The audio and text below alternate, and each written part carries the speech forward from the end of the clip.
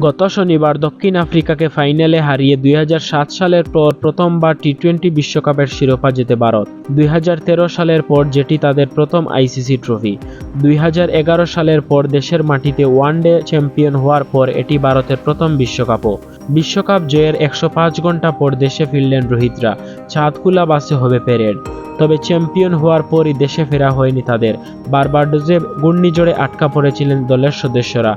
ব্রিজটাউনের বিমানবন্দর খুলে দেওয়ার পর বিশেষ ভাড়া করে বিমানে ভারত যান রোহিত শর্মারা। দিল্লিতে এরপর প্রধানমন্ত্রী নরেন্দ্র মোদীর সঙ্গে দেওয়া সংবর্ধনা অনুষ্ঠানে যান তারা। সেখান থেকে ভারত দল যায় মুম্বাইয়ে।